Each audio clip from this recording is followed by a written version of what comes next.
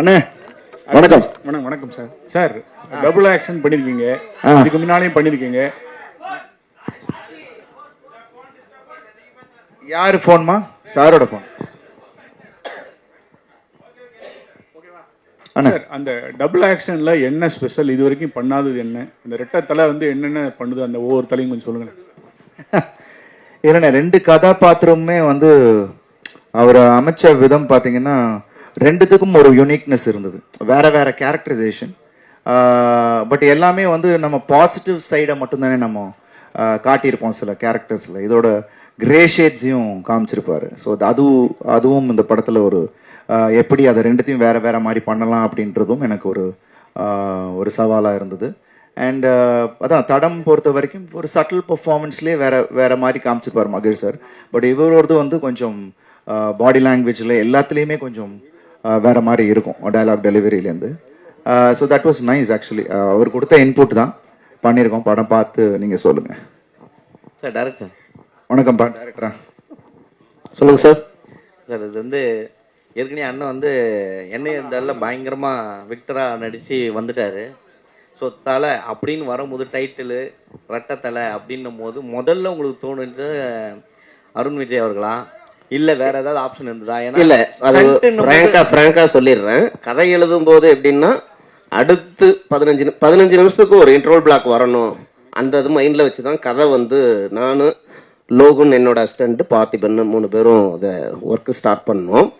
இந்த கதை ரெடி ஆகிட்டு இருக்கும்போது யார் பண்ணலாங்கிற ஒரு டிஸ்கஷன் வரும்போது நான் அஜித் சார் நடித்த விக்டருங்கிற அந்த கேரக்டர் மைண்டில் வந்தது. பார்த்துட்டு சதீஷ்னு ஃப்ரெண்டு மூலியமா சாரை வந்து மீட் பண்ணி சார்கிட்ட நான் கதை சொல்லும்போது, சார் இது வந்து டபுள் ஆக்ஷன் கதை தான், ஆனால் ஒருத்தன் கெட்டவன், இன்னொருத்தன் அவனோட பெரிய கெட்டவன், இப்படி 2 கேரக்டருக்கு 2 பேருமே எனக்கு 2 பேர் பண்ண மாதிரி வேணும். ஒரு கேரக்டர்லாம் ஒரு படத்தில் ஒரு எமோஷனில் ஒரு ஆல்மோஸ்ட் ஒரு உடஞ்சி இருக்கிற ஒரு சூழல்ல அழுகணும், ஆனால் சத்தம் வரக்கூடாது.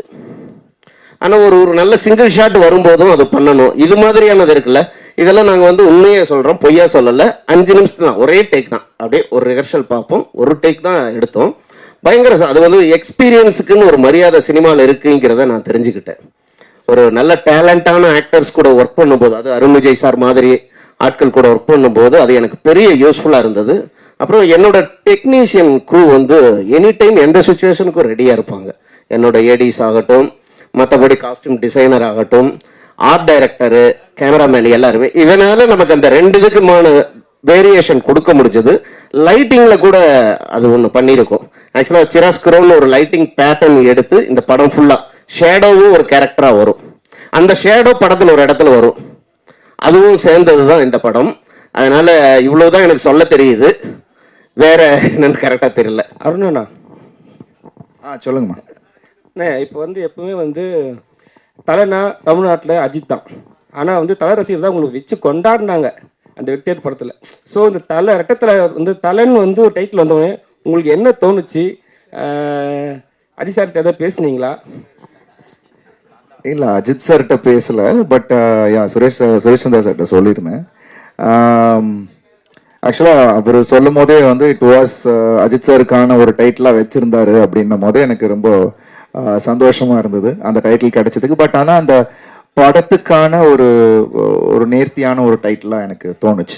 ஏன்னா இதை விட ஒரு ஸ்ட்ராங்கர் டைட்டில் கிடைச்சிருக்காது. அவர் ஃபர்ஸ்ட் ஒரு ஆப்ஷன் ஒன்று இருந்தப்போ இது அடுத்த நாளே இது சொன்னோன்னே சார் சூப்பர்னு, முருகதாஸ் சார் இருக்கு சார், நான் போயிட்டு ஒரு 2 days டைம் கொடுங்க அப்படின்னாரு. பட் நெக்ஸ்ட் அடுத்த நாளே வந்து சார் கொடுத்துட்டாரு சார் அப்படின்னாரு. ஸோ அது ஒரு ரெஸ்பான்சிபிளாகவும் இருந்தது. பட் இந்த கதையோட அந்த 2 கேரக்டர்ஸ்க்கான ஒரு ஸ்ட்ராங்கான டைட்டிலாக எனக்கு தோணுச்சு. ஐம் ரியலி ஹாப்பி தட் இந்த டைட்டில் இந்த படத்துக்கு அமைஞ்சது. ஹீரோயின் வணக்கம் மேம். வெந்து தணிந்தது காடு சிம்பு சாருக்கு அப்புறம் அதுவும் இதுதான் கேங்ஸ்டர் மூவி மாதிரி தான் ஃபுல்லா. ஸோ இதுவும் ஸ்டன். இதில் உங்களை டைரக்டர் ஏதாவது ஃபைட் பண்ணதுக்கு வாய்ப்பு ஏதாவது கொடுத்துருக்காரா? அருண் விஜய் சார் இருக்கும் போது அவரே அடிச்சு உடைப்பாரு. ஸோ உங்களை தூக்கி ஏதாவது அந்த இடத்துல சுத்த வச்சாங்களா?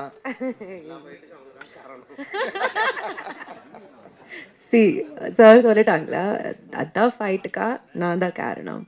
So maybe there is a fight, maybe you have to go 25th cinema. and அப்புறம் you'll get to know.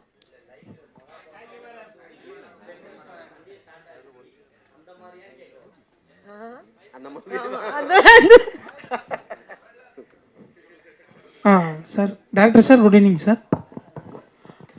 Sir இங்கே சார் உங்கள் right sir. Please sir. Sir 2 character இருக்கு. வித்தியாசத்துக்கு சார் வந்து மெனக்கெட்டு இருக்காரு. பட் அதையும் தாண்டி வந்து அந்த பல்லில் அந்த கம்பி வச்ச மாதிரி ஒரு கேரக்டர், அதை பார்க்கும்போது இந்த மைக்கேல் மதன காமராஜன்ல சிவாஜி சார் கேட்பார் அந்த ஃபைட்ல, எஸ்டேட் ஃபைட்ல, சார் அந்த சொத்தப்பலனை அடிச்சிட்டீங்களா அப்படிமா ஒரு சிரிச்சுட்டு ஒரு ஈவல் மாதிரி சிரிச்சுட்டு அடிப்பாரு திருப்பி அவரை. அந்த மாதிரி ஸ்டண்ட் கேரக்டர் வந்து அவர் சார் வந்து அந்த சிரிக்கிற கேரக்டர் வந்து கொஞ்சம் வித்தியாசமா இருக்கும். அந்த கேரக்டர் எப்படி சார் ஒரு சார்? அது ஆக்சுவலா இந்த கதை ஃபுல்லாவே ஒரு யூனியன் பிரதேஷ்ல நடக்கிறது தான். பாண்டிச்சேரியில் ஆரம்பிக்கிற கதை ஒரு கோவா, மாஹே இந்த மாதிரி தான் டிராவல் ஆகும். அதனால நீங்க இது வந்து கூட ஃபாரின் சாங்குன்னு நினைச்சிருப்பீங்க. ஆக்சுவலா ஃபாரின் போய் எடுக்கணும்னு கிடையாது. எனக்கு அந்த ஆர்கிடெக்சர் இருக்குல்ல, அது இங்க இந்தியாவில் எனக்கு மேட்ச் ஆகல. ஒரு பாண்டிச்சேரியில ஒரு ஃப்ரீயா வச்சு ரோட்ஸ் காலியா 2 பேரும் சந்தோஷமா அப்படியே ஒரு பேர்ட்ஸ் பறக்கிற மாதிரி இருக்கணுங்கிறதுக்கு அது மலாக்கான்னு ஒரு இடத்துல அமைஞ்சது. அதுக்காக போனது, கதைக்காக தான் அந்த சாங் கூட அங்க போனது. அந்த ஃப்ளோவில் அப்படியே இருக்கணும், அந்த ஆர்கிடெக்சர் கூட மாறக்கூடாது அப்படிங்கிறதுக்காக தான் போனது. இந்த ஒரு டால் பில்டிங்ஸ் எல்லாமே பார்த்தீங்கன்னா அங்கங்க ஒரு புரோக்கன் இருக்கும், ஒரு ஷேடோஸ் இருக்கும். இது ஒரு டோனா வந்து ஒரு பிளான் பண்ணி தான் அது பண்ணது, எல்லாருமே சேர்ந்து குரூ எல்லாருமே. இப்போ நீங்க கேட்குற அந்த இது வந்து என்னன்னா, எனக்கு நிறைய சீன்ஸ்ல இவர் கெட்டவன் காட்டுற மாதிரி இருக்காது. வரும்போது இப்போ அந்த பல்லு கிளிப்பு போடுதுன்னா அவனுக்கு ஏதாவது ஆக்சிடென்ட் ஆயிருக்கணும், இல்லை ஏதாவது ஒரு பெரிய கார் ஆக்சிடென்ட் இருக்கணும், ஃபாஸ்டா ஒரு ரேஷ் ஒரு வேகமா போகும்போது ஏதாவது நடந்திருக்கு, இல்லை யாராவது அடிச்சு அன்கான்சியஸ்ல ஏதாவது பண்ணியிருக்கணும். இது வந்து எனக்கு ஒன்று தேவைப்படுது அவர் பார்க்கும்போது. பட் அதுக்கு அடுத்தது கதைன்னு ஒன்று இருக்கு, அந்த கதை ஒரு எமோஷன் கொடுக்கும். 2வது இந்த கேரக்டர் ஒரு கோவா சைடுல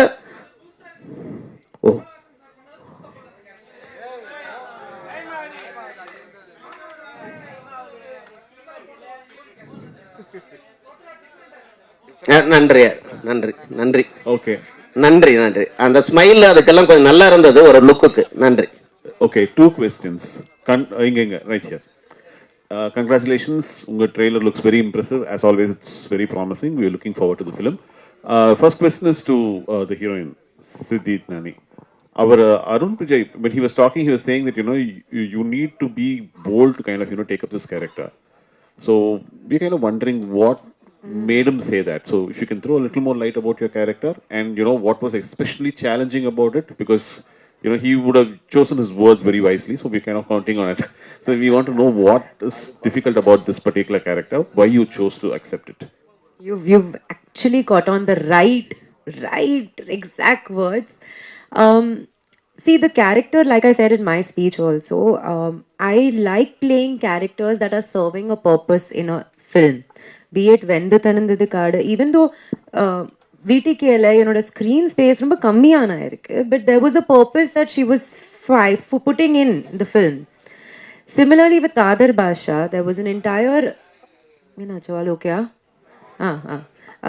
Kadar Basha also, there was an entire story revolving around the female protagonist. And the Mari Retatalale, when Thiru sir came and narrated the script to me, I was sold on the idea that this story is revolving around Andre. That is my character's name.